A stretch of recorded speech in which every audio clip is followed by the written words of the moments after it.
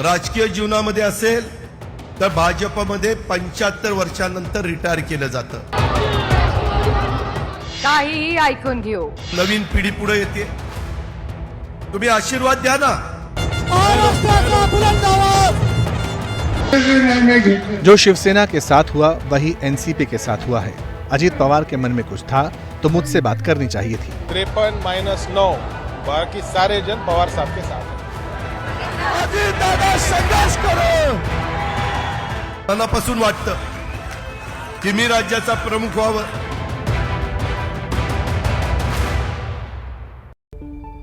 तो महाराष्ट्र की राजनीति में भूचाल है, बवाल है, सवाल है. सवाल ये, एनसीपी का बॉस कौन, शरद पवार या अजीत पवार? क्या 40 विधायक सांसद अगर साथ आ जाएं तो अजीत पवार बॉस बन जाएंगे, या पार्टी में संविधान के मुताबिक अध्यक्ष का चुनाव होगा?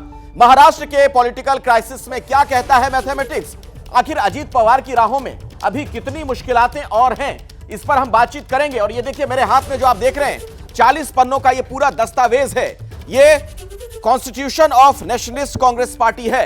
यानी आज आंकड़ों की जुबानी पूरी बातचीत होगी. हमारे साथ संविधान के जानकार भी होंगे, राजनीति के जानकार होंगे, कुछ पॉलिटिकल पार्टियों के नुमाइंदे भी होंगे. लेकिन शुरुआत अभी की बड़ी खबर के साथ और कुछ सवालों के साथ. आपके सामने जो सवाल है और जो खबर है आपको बता दें. महाराष्ट्र के सियासी भूचाल को लेकर एक अपडेट. दिल्ली में शरद पवार के घर पर बैठक जारी है. राष्ट्रीय कार्यकारिणी की मीटिंग शुरू हो गई है. जितेंद्र आव्हाड और सुप्रिया सुले मौजूद हैं और आगे की रणनीति पर इस वक्त चर्चा चल रही है. ये तस्वीरें भी आप देख रहे हैं, मंथन जारी है. सवाल यह कि इस बैठक का हासिल क्या होगा. इस खबर पर ज्यादा अपडेट के लिए सीधे मैं आपको लिए चलता हूं. अंकित गुप्ता हमारे सहयोगी हमारे साथ जुड़ गए हैं. अंकित, क्या जानकारी आपको मिल पा रही है? इस बैठक में क्या कुछ हुआ, कुछ अंदर खाने से पता चल पाया क्या? अखिलेश, जैसी जानकारी मिली है ये बैठक अगले 5 से 10 मिनट में खत्म हो जाएगी. पिछले करीबन जो है 1 घंटा 5-7 मिनट से बैठक शुरू हुई थी, 3 बजे के आसपास शुरू हो गई थी. और जैसी जिस बात का आपने जिक्र किया ना कि बैठक में मौजूद कौन कौन है, जो ये कार्य समिति की बैठक है राष्ट्रीय कार्य समिति की, इसमें जो है सुप्रिया सुले और जितेंद्र आव्हाड के अलावा जो सांसद है फौजिया खान, उसके अलावा जो है जो और भी सांसद वन्ना चौहान जैसे सांसद है वो मौजूद है. जो अलग अलग देश के हिस्सों के जो प्रतिनिधि थे वो यहां पर पहुंचे हुए थे. जैसी जानकारी मिल रही है कि 25 लोगों की एक कार्य समिति है जिसमें 18 से ज्यादा लोग पहुंचे हुए हैं. जैसी छन के बाहर खबरें सामने आ रही हैं. लेकिन महत्वपूर्ण क्या है? महत्वपूर्ण यह है कि ऐसी निकल के जानकारी सामने आई है कि अजीत पवार ने इस बैठक के ऊपर ही सवाल खड़े कर दिए हैं. क्यों? क्योंकि कहा यह जा रहा है कि अब तो पार्टी के राष्ट्रीय अध्यक्ष वो है, वो पार्टी के अध्यक्ष है. बिल्कुल अंकित, आप सही जानकारी दे रहे हैं. अभी की बड़ी खबर यही दर्शकों को मैं बताना चाहूंगा कि बड़ी खबर यह है कि पवार की बैठक पर अजीत पवार ने सवाल उठा दिया है. दिल्ली में शरद पवार के नेतृत्व में और कार्यकारिणी की बैठक पर अजीत पवार ने सवाल उठाए. अजीत पवार ने बयान जारी करके कहा कि पार्टी के विधायक और पदाधिकारियों ने उन्हें अध्यक्ष चुना है. ऐसे में शरद पवार को कार्यकारिणी की बैठक बुलाने का कोई अधिकार ही नहीं. मामला चुनाव आयोग में लंबित है और इसलिए दिल्ली में बैठक का कोई आधार नहीं.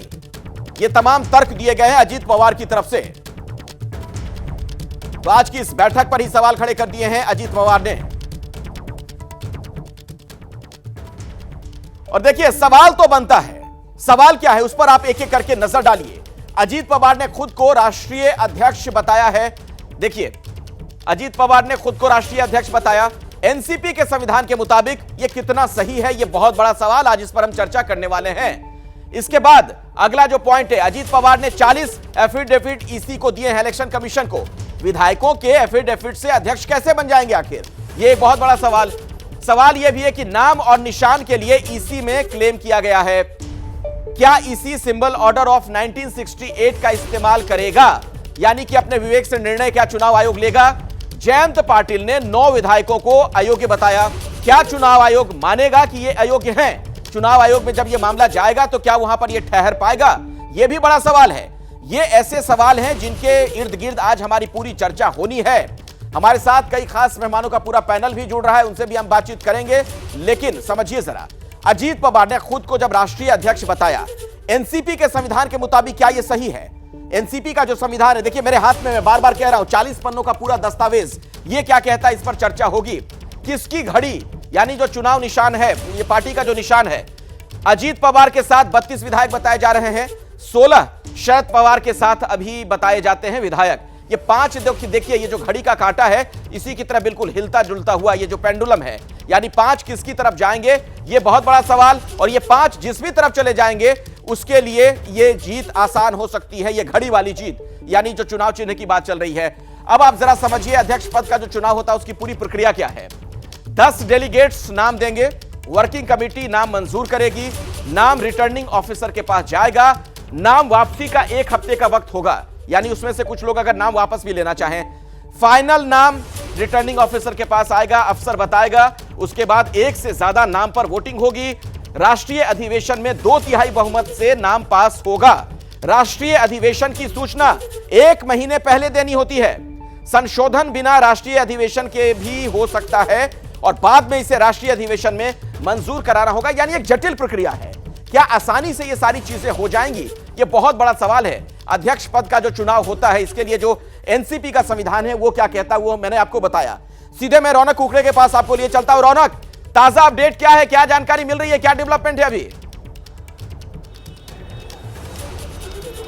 जी देखिए, थोड़ी देर पहले जिस तरह की खबर हमने दी कि मुख्य तौर पर अजीत पवार ने जो कार्यकारिणी की बैठक शरद पवार दिल्ली में अपने नेताओं के साथ कर रहे हैं उस पर ही सवाल खड़े कर दिए। उनका कहना है कि 30 जून को जो मुंबई में बैठक हुई थी उसमें उन्हें पार्टी का राष्ट्रीय अध्यक्ष चुन लिया गया, लेकिन जैसा हम बता रहे कि एनसीपी का जो संविधान है उसमें जिस तरह की बातें लिखी गई है, क्या उस तरह की प्रोसीजर अजीत पवार को जब अध्यक्ष बनाया गया वो फॉलो हुई? क्या केवल 40 विधायकों के सिग्नेचर करने से अजीत पवार को राष्ट्रीय अध्यक्ष चुना जा सकता है? ये कई ऐसे सवाल है जिसका जवाब अब इलेक्शन कमीशन में जो है वो साफ हो पाएगा। हालांकि ये दोनों की लड़ाई जो है, जैसे हमने देखा कि इसके पहले जब शिंदे फैक्शन अलग हो गया था उद्धव ठाकरे से, उस वक्त भी इसी तरह के कई तरह के सवाल जो है वो देखने को मिले थे, लेकिन अब भी ये पूरा मामला फिर एक बार इलेक्शन कमीशन के पास जाएगा। हो सकता है कि अगले कुछ दिनों में सुप्रीम कोर्ट का भी दरवाजा जो है वो दोनों पक्षों की तरफ से खटखटाया जा सके। लेकिन कुल मिलाकर अगर अखिलेश एक लाइन में अगर बात करें तो पूरा मामला जो है वो कानूनी प्रक्रियाओं से गुजरता हुआ दिख रहा है और ये लड़ाई जो है लंबी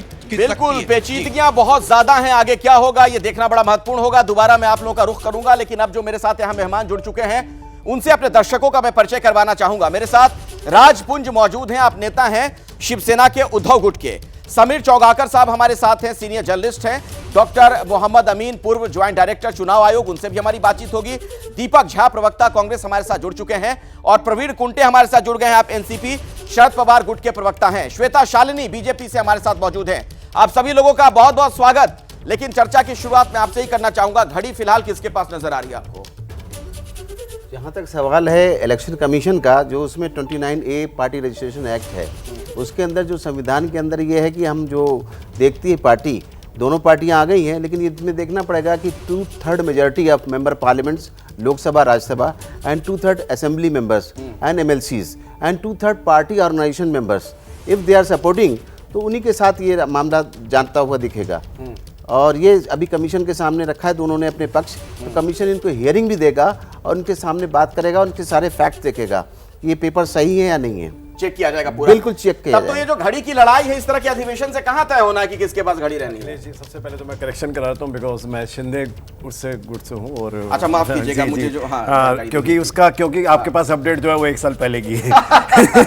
ये भी बड़ा दिलचस्प है महाराष्ट्र की राजनीति। क्योंकि हाँ, शिवसेना में जरूर शिवसेना में थे और शिवसेना में आज भी हैं, उसमें कोई दो राय नहीं है। श्वेता शालिनी जी भी हमारे साथ हैं। और दूसरी बात यह है कि देखिए, किसी प्रकार का सरकार के ऊपर जिस प्रकार से एलिगेशन लगाए जा रहे हैं, जिस प्रकार से कहा जा रहा है, ये सब निराधार है। इसका कोई आरोप का कोई कहीं मकसद नहीं है, कुछ भी नहीं है, और सब हर तरह से क्लियर है। और एकनाथ शिंदे जी के ही साथ अगला इलेक्शन भी लड़ा जाएगा, और इसमें कोई और हाँ बाकी कयास कहीं तरह से लगाए जाते हैं, क्योंकि देखिए कुछ भी कोई भी बोल सकता है, इसको कौन रोक सकता है। और महाराष्ट्र में जितने कयास लगाए जा रहे हैं शायद ही राजनीति में इतने कयास लगते हो। बिल्कुल बिल्कुल बिल्कुल। दीपक जी, कहा तो आप लोग अपना कुनबा बड़ा करने चले थे, बड़ी बड़ी बैठकें हो रही थी विपक्ष के नेताओं की, और आपके अपने लोग ही मतलब बिखरते दिख रहे हैं। देखिए अखिलेश जी, सबसे बड़ी बात ये बताऊं कि ये आप लोग पिछले कुछ दिनों से ऐसे चला रहे हैं जैसे राष्ट्रीय आपदा आ गई हो। मतलब कहना नहीं चाहिए, लेकिन कहते हुए आज आपको बता रहा हूँ पूरे भारत के मीडिया में यही दिखाया जा रहा है जैसे राष्ट्रीय आपदा हो गई। मतलब आपको बुरा लग रहा है, नहीं दिखाया जाना चाहिए। दिखाने के लिए बहुत सारे मुद्दे ना। शरद पवार जी नाराज हो जाएंगे अगर आप कहेंगे कि मत दिखाइए, तो मेरी खबरें कह रहे हैं कि ना दिखाइए। कल मध्य प्रदेश में क्या क्या कांड हुआ, आप पूरे देश ने देखा, कितना सरबंदी। भाजपा ने कितने, मोदी जी ने 27 दिखाई गई भाई दीपक जी, देखते हैं कि न्यूज़ चैनल अभी हेडलाइंस में भी खबर चली है। चलिए अच्छी बात है, आप चला रहे हैं। तो 27 जून को मोदी जी कहते हैं 70,000 का घोटाला, कृषि घोटाला, सिंचाई घोटाला, डैम घोटाला, सारे घोटाला मोदी जी गुना के आते हैं और कहते हैं ये सारे घोटालेबाज मुझे अपनी पार्टी में चाहिए। ये है मोदी जी का और भाजपा का चरित्र। तो मोदी जी को घोटालों, सुनिए ना, चाल चरित्र चेहरा ये सब छोड़िए। नहीं, इसका मैं क्या कह रहा हूँ, राजनीति व्यवहारिकता से होती है। अब बचा नहीं ना, बात तो सुनिए, बचा नहीं ना। कह रहे हैं कि मोदी जी का चाल मैं क्या रहा हूँ, मैं नहीं बोल रहा हूँ, आपने बोल दिया। आप कह रहे हैं, मैं कह रहा हूँ राजनीति व्यवहारिकता से होती है, उसमें आप पिछड़ते दिख रहे हैं। आपके इतने बड़े नेता जो वहां पर बैठे थे पटना में, शरद पवार जी आज खुद अपने अस्तित्व की लड़ाई लड़ रहे हैं। कोई अस्तित्व की लड़ाई, 2024 की लड़ाई तो अभी बाकी है। कोई अस्तित्व की लड़ाई, ये सिर्फ और सिर्फ एनसीपी का अंदरूनी मामला है। शरद पवार जी कल भी हमारे साथ थे और आज भी हमारे साथ है, विपक्ष के साथ है। ये भी तो जरूरी है, वो तो आपके साथ, अजीत पवार के लिए वो तो आपके साथ है, लेकिन क्या एनसीपी उनके साथ है, ये सवाल है ना दीपक जी। पवार के लिए बोल दिया खोटा सिक्का है, वो कहीं नहीं चलेगा। सत्ता की लोलुपता। चौगाकर साहब क्या खोटा सिक्का हो जाएंगे अजीत पवार? एक मिनट जरा समझ लेता हूं, उनसे समझिए जरा। हाँ, जर्नलिस्ट जी, पूछिए एक बार। खोटा सिक्का होंगे क्या अजीत पवार? नहीं, अजीत पवार के पास असली एनसीपी चली गई है। और मैं भी दीपक भाई के एक बात का जवाब दे जाता हूँ कि कांग्रेस कितनी साथ है राष्ट्रवादी कांग्रेस के कि शरद पवार ने बिना पूछे विपक्ष का नेता बना दिया जितेंद्र आव्हाड को। मतलब शरद पवार के पास 16 विधायक है, कांग्रेस के पास 44 विधायक है महाराष्ट्र में। मतलब कांग्रेस अब कह रही है कि हम दावा ठोकेंगे महाराष्ट्र के अंदर, विपक्ष का नेता हमको चाहिए कि हमारे पास ज्यादा विधायक है। तो आपस में कम्युनिकेशन दोनों दलों में कितना बेहतर है ये कल सबने देख लिया है। जहां तक राष्ट्रवादी कांग्रेस के विभाजन का बात है, मुझे लग रहा है ये पूरा एपिसोड 20 जून 2022 को जो एकनाथ शिंदे ने उद्धव ठाकरे के साथ किया था, उसी तरह का ये पूरा एपिसोड है। और मुझे लग रहा है कि बहुसंख्यक विधायक, ये बहुत साफ हो चुका है कि 36 विधायक चले गए हैं अजीत पवार के साथ, सांसद भी कुछ चले जाएंगे, संगठन पहले ही कर चुका। और 30 जून को तो प्रफुल्ल पटेल बता ही चुके कि हमने बैठक की थी राष्ट्रीय कार्यकारिणी की, अजीत पवार को अध्यक्ष बना दिया है और चुनाव आयोग को बता दिया गया है। तो मुझे लग रहा है ये पूरा मामला अब इलेक्शन कमीशन में जाएगा। फिलहाल यह साफ है कि महाराष्ट्र के अंदर अब अजीत पवार असली राष्ट्रवादी कांग्रेस के प्रमुख बन गए। चलिए ठीक है, श्वेता जी मेरे साथ हैं। श्वेता शालिनी, भारतीय जनता पार्टी की आप नेता हैं। श्वेता जी, हर किसी को याद है पूर्व प्रधानमंत्री अटल बिहारी वाजपेयी जी का वो ऐतिहासिक भाषण जो संसद में उन्होंने दिया था कि जोड़ तोड़ से अगर कोई सत्ता मिले तो मैं उसे चिमटे से भी छूना पसंद नहीं करूंगा।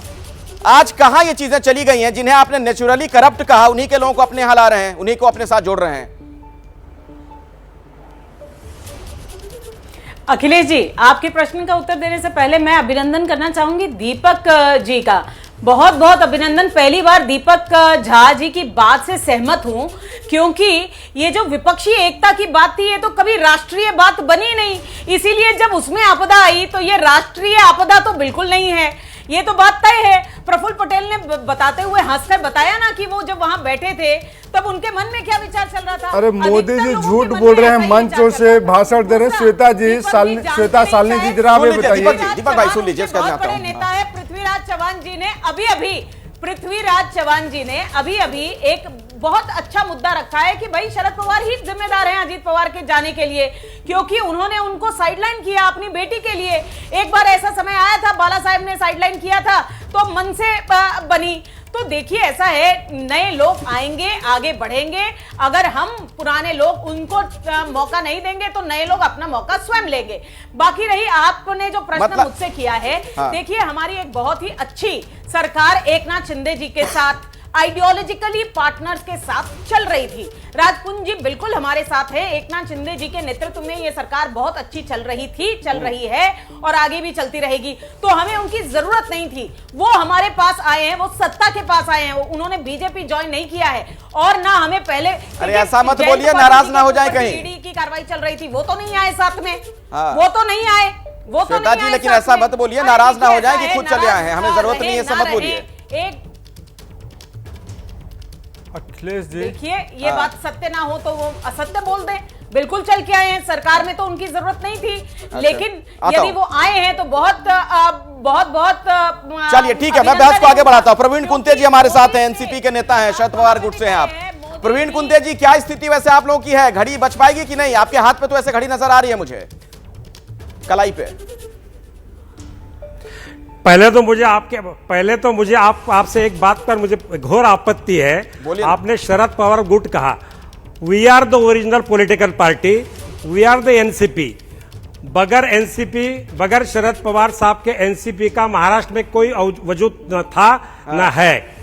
इसलिए दावे से कह सकता हूं कि पवार साहब जिनके साथ है वही पार्टी महाराष्ट्र में एनसीपी है। ठीक है। और जिस तरह मैं एक चीज यहाँ पर जोड़ दूं प्रवीण जी, अध्यक्ष होने आपकी आपत्ति पर एक जवाब दे दूं, फिर अपनी बात आप रखिएगा, पूरा समय दूंगा। कि ये बात मैं नहीं कह रहा हूं, ये गुट, ये आपके अंदर गुटबाजी आपकी पार्टी में चल रही है। जो भतीजे थे सालों साल तक जिनको गुरु माना वो निकल गए आप लोगों को छोड़कर, साथ में इतने विधायक लेके चले गए, तो अब गुट तो हो ही गया ना सर। अब इसमें कहने में क्या दिक्कत है? वो बागी गुट है, विद्रोही गुट है। हम गुट नहीं, we are the original political party. अच्छा, जिनके साथ शरद पवार साहब है वो एनसीपी। और महाराष्ट्र में बगैर पवार साहब के एनसीपी का न कोई वजूद था, न रहेगा, न है। ठीक है शालिनी जी, इस बात को आप ध्यान से सुन लीजिएगा। शालिनी जी इस पे कुछ जवाब देना चाह रही थी, जल्दी से 20 सेकंड में, उसके बाद में कुछ हमारे पार्टी का सवाल है। हाँ जल्दी से शालिनी जी। देखिए ये कौन तय करेगा? इलेक्शन कमीशन तय करेगा, विधायक तय करेंगे, कार्यकर्ता तय करेंगे, और कहीं ना कहीं अधिकतर कार्यकर्ता ये तय कर चुके हैं कि मोदी जी ही फ्यूचर हैं, और इसीलिए मोदी जी के साथ रहकर ही उनका भी उदय हो सकता है। ठीक है, अभी एक बड़ी खबर आ गई है महाराष्ट्र की राजनीति से। एक बड़ी खबर, महाराष्ट्र सरकार में मंत्री बने एनसीपी के छगन भुजबल ने उनके साथ 43 विधायक होने का दावा किया है। भुजबल ने कहा कि कुछ विधायक बाहर हैं, कुछ विधायक बीमार हैं, कुछ रात में अजीत पवार से मिलने आए थे। छगन भुजबल ने दावा किया है कि उन्हें कोई कानूनी अड़चन नहीं होगी। तो आप देखिए पार्टी पर कब्जे की लड़ाई किस तरह बढ़ती हुई नजर आ रही है। दोनों तरफ से दनादन बयान दिए जा रहे हैं। और एनसीपी का बॉस कैसे बनता है, आंकड़े क्या कहते हैं, उसका मैं आपके सामने एक बार फिर से जिक्र करना चाहूंगा। आपके सामने ये पूरी तस्वीर जरा आप देखिए। आर्टिकल 20(2), ये 22 मेरे हाथ में जो कॉन्स्टिट्यूशन है उसका मैं जिक्र कर रहा हूं। वर्किंग कमेटी की तय तारीख तक रिटर्निंग अफसर तक प्रस्ताव पहुंचेगा। सच्चाई है कि कोई प्रस्ताव पहुंचा नहीं था। आर्टिकल 21, वर्किंग कमेटी में पार्टी अध्यक्ष भी होंगे। सच्चाई क्या है वो आपके सामने। इसके अलावा उम्मीदवारों के नाम सार्वजनिक होने और वर्किंग कमेटी की तय तारीख, ये ग्राफिक्स दरअसल बहुत तेजी से निकल जा रहे हैं, इसलिए आंकड़ा मैं आपके सामने पढ़ के नहीं बता पाऊंगा। बहरहाल एनसीपी में अध्यक्ष पद का जो चुनाव होता है उसके लिए पूरी जानकारी मैंने आपको दी। और अब समझिए आर्टिकल 22, 10 डेलीगेट्स नाम प्रस्तावित करेंगे। अजीत पवार का नाम किसी ने प्रस्तावित नहीं किया। सच्चाई क्या है वो भी मैं आपको बता दे रहा हूं। नियम क्या है इस संविधान के मुताबिक, मेरे हाथ में जो ये कॉन्स्टिट्यूशन है, पार्टी के संविधान की बात कर रहा हूं। सच्चाई यह है कि किसी ने प्रस्तावित नहीं किया। तो क्या ये एक बड़ी बाधा आ सकती है अजीत पवार के सामने? आर्टिकल 22, वर्किंग कमेटी की तय तारीख तक रिटर्निंग अफसर तक प्रस्ताव पहुंचेगा। कोई प्रस्ताव नहीं गया, जो हकीकत है, सच्चाई है, कोई प्रस्ताव गया नहीं। वर्किंग कमेटी में पार्टी अध्यक्ष भी होंगे। पार्टी अध्यक्ष कानूनन शरद पवार अभी हैं। जो मौजूदा स्थिति है उसके मुताबिक उम्मीदवारों के नाम सार्वजनिक होने और वर्किंग कमेटी की तय तारीख के बीच कम से कम 7 दिन का वक्त जरूर हो। सच्चाई यह है कि ऐसे कोई नियम को अजीत पवार ने फॉलो नहीं किया। ऐसा कुछ देखने को नहीं मिला जो ये पूरा घटनाक्रम हमने देखा है पिछले दिनों में।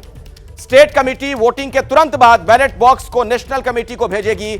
ना चुनाव हुआ, ना कोई बैलेट बॉक्स की व्यवस्था बनी। यह सच्चाई नजर आ रही है।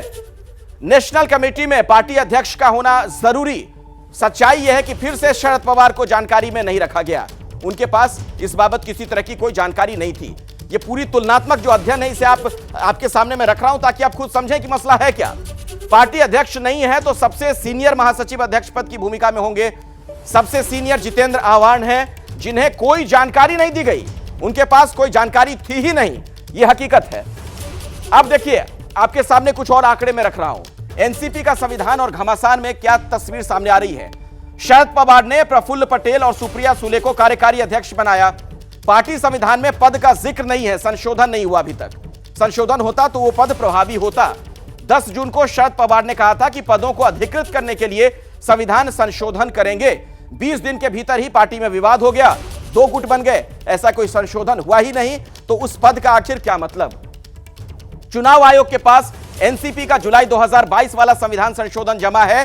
10 जून के बदलाव की जानकारी ईसी को नहीं है, जिस बदलाव की बात कही जा रही है। ये पेचीदगियां सामने आ रही हैं। प्रफुल्ल पटेल ने जयंत पाटिल को प्रदेश अध्यक्ष से हटाया, सुनील तटकरे को बनाया। प्रफुल्ल पटेल के पास संवैधानिक अधिकार नहीं, यह सच्चाई है आपके सामने मैं जो रख रहा हूं। अब सवाल यह है कि इन स्थितियों में होगा क्या, इस पर हम आगे चर्चा करेंगे। घड़ी की यह लड़ाई कहां तक आखिर जाएगी, एनसीपी का असली बॉस कौन, यही लड़ाई चल रही है, इसी पर आज हमारी यह चर्चा है। लेकिन अभी की एक बड़ी खबर मैं आपको बता दूं, महाराष्ट्र की सियासत पर महाराष्ट्र के सीएम शिंदे ने कहा कि मेरे नाराज होने की बात अफवाह है। विकास से प्रभावित होकर दादा आए, अजीत दादा के आने से गठबंधन मजबूत हुआ है। यह गठबंधन राजनीति नहीं विकास के लिए है। और इसमें ये तो सब रूमर है, ये अफवाह है। अरे कितने हद तक जाना, मैं तो कहूंगा कि उनकी जो पार्टी की हालत है वो हालत को देखना चाहिए, उन्होंने आत्मचिंतन करना चाहिए। दूसरे के घर में झांकने से पहले अपना घर साबित है क्या वो देखो। वो तो घर टूट गया है आपके इस ऐसे रवैये से, और हम लोग तो काम करे जा रहे हैं। देखिए दीपक जी, कितना काम हो रहा है, कितना विकास हो रहा है कि दूसरे लोग भी प्रभावित हो के अपनी पार्टी तोड़कर जा रहे हैं। एक लाइन में कहूंगा, जिंदगी है एक जंग, यहाँ जीत भी कहीं हार भी, दुश्मनों की भीड़ में मिल जाएंगे तुझे यार भी, खेलता जा बाजियों पे बाजियां।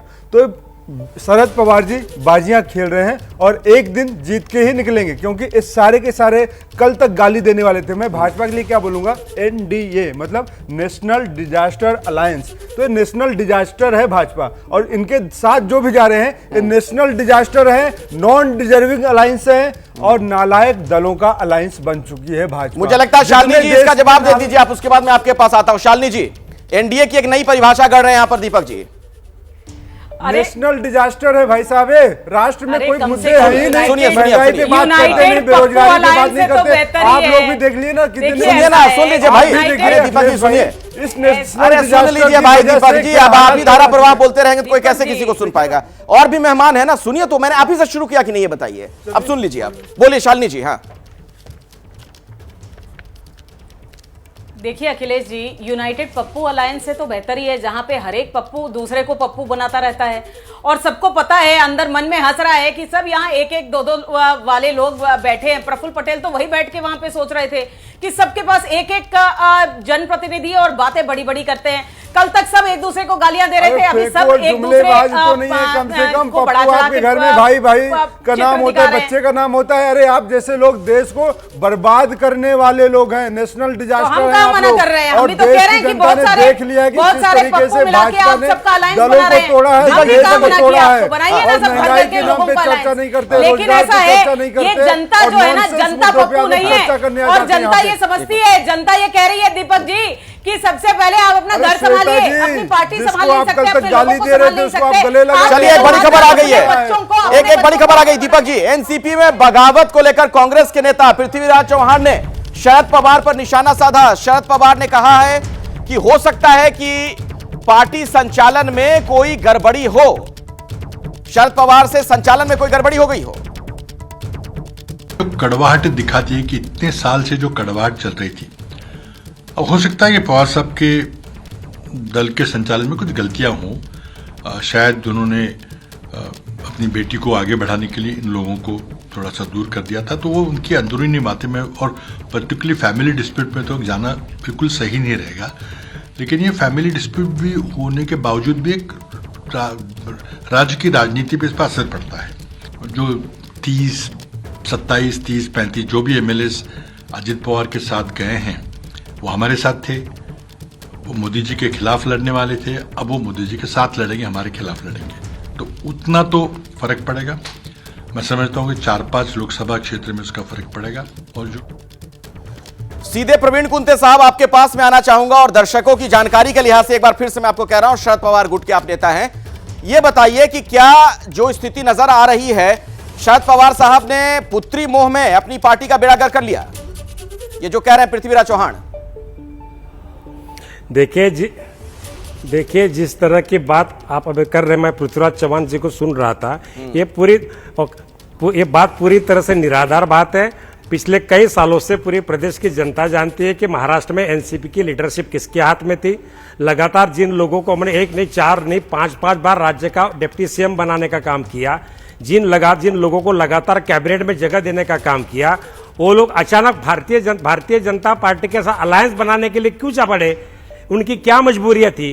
इनमें से किन लोगों के पीछे ईडी की इंक्वायरी लगी थी, इन लोग सरकार की तमाम जांच एजेंसियों के बीच कौन कौन लोग फंसे थे, ये क्या कारण थे। ईडी वाला खेल है क्या सर, ये बताइए, ये ईडी की वजह से हो रहा है क्या अलायंस? किसी कोई ईडी के प्रेशर में नहीं है, ये पहले भी इस तरह के एलिगेशन लगा चुके हैं, ये पहले भी इसी तरह के एलिगेशन लगा चुके हैं, बार बार सीबीआई ईडी इन्हीं चीजों का हवाला देते हैं क्योंकि इनके पास कोई बात ही नहीं है, कोई मुद्दा ही नहीं है, इनको पता ही नहीं है देश के अंदर जो विकास हो रहा है ये इनको मालूम ही नहीं है। आंखें बंद करके ये लोग बैठे हैं, इनको प्रधानमंत्री मोदी जी के नेतृत्व में देश और विदेश में जो मेरी बात को पूरा होना दीजिए, इनको अपनी फालतू की चीजें नजर आती हैं, ये फालतू की आपस में मत उलझिए भाई, चौड़ाकर साहब ये तो ऐसा करे महंगाई नहीं के लिए स्पेशल हो रही है। अरे वक्त नहीं है सर, वक्त नहीं है, चौड़ाकर साहब जल्दी से, अरे रुक जाइए भाई, रुक जाइए, हाँ जल्दी।